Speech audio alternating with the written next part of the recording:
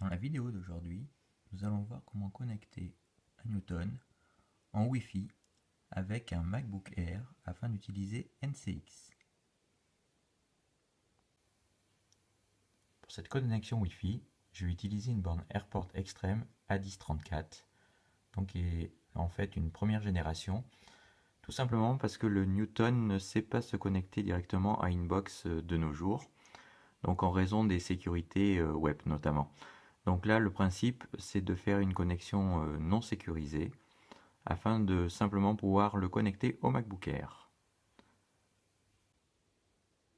Le problème, c'est qu'on voit que l'utilitaire du MacBook Air, donc qui est sous macOS Sierra, identifie bien la borne, mais est incompatible pour la configuration.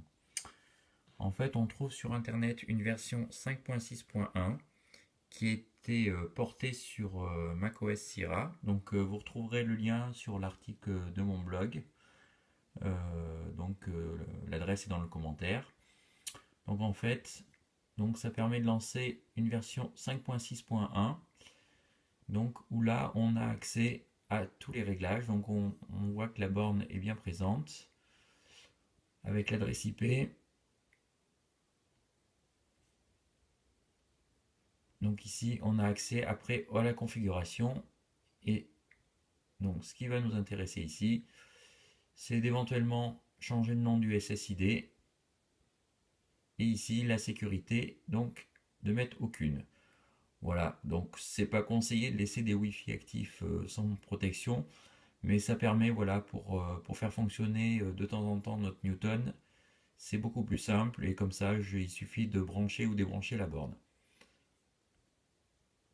Donc une fois cette borne configurée de telle façon, nous allons passer au Newton. Concernant le Newton, pas mal de packages sont à installer. Donc je vous ai remis le patch de l'année 2010, mais que vous avez certainement déjà installé. Ensuite, on va installer NIE. Donc il est plutôt recommandé d'installer les packages dans cet ordre-ci, comme indiqué à l'écran. Ensuite, les drivers de la carte Wi-Fi. Et enfin, le dock TCP, donc pour une connexion en TCP/IP. Voilà.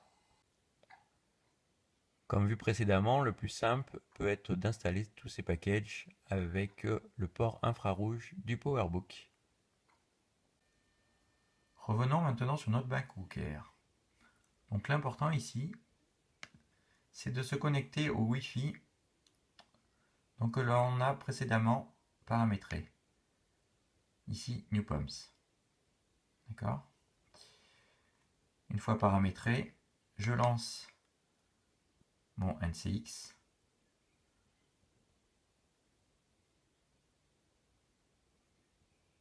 Donc celui-ci est en attente du Newton. Une fois connecté au Wi-Fi, donc ici newpums, donc de la borne AirPort, je vais aller vérifier ici l'adresse IP utilisée donc par mon MacBook Air, donc 10.0.1.2. Donc c'est l'adresse qui sera paramétrée dans le dock TCP. Donc là, NCX est en attente. Pour ma connexion Wi-Fi, j'utilise la carte Dell TrueMobile, donc 1150 série. À l'insertion de la carte Wi-Fi, donc elle est automatiquement détectée si les drivers ont bien été installés. Donc là, je l'ai configuré de telle manière, tout simplement en indiquant ici le SSID et donc l'absence d'utilisation de la clé web. Le reste, j'ai laissé les paramètres par défaut. Si par hasard vous voulez revenir au réglage de la carte, vous avez accès ici à l'icône card, donc qui permet de resélectionner la carte Wi-Fi et de la reparamétrer. Donc là, nous allons passer à la deuxième étape, qui est la configuration de NIE.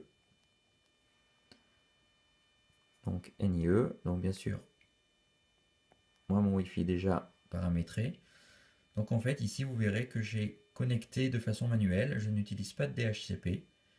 Ici, j'ai bien sélectionné la carte qui correspond, le masque réseau, l'adresse IP du Newton que j'ai défini, l'adresse IP donc de la borne Airport,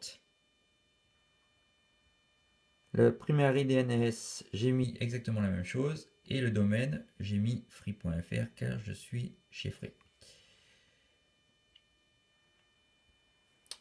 Donc là maintenant, mon NCX donc, est lancé sur mon MacBook Air. Je connais l'adresse de mon MacBook Air sur le réseau de la borne Airport. Donc ici, je vais lancer le dock. Donc ici, il suffira de sélectionner le TCP/IP.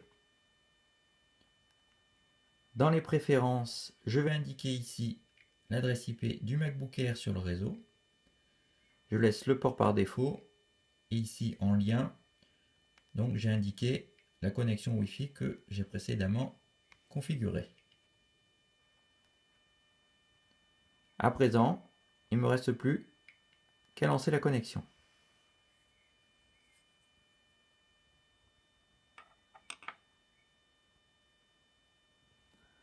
Donc là, le Newton est connecté. Et ici, sur le MacBook Air, donc nous avons bien l'appareil qui est détecté avec les fonctionnalités donc de backup, de restore, possibilité d'utiliser le clavier du MacBook Air pour saisir du texte. Ici, display, c'est pour faire des copies d'écran. Donc en fait, on a un petit air de iTunes et d'iPhone, donc avec notre Newton. Donc pour l'utilisation d'NCX, je vous ferai une petite vidéo séparée. A bientôt sur New Palms.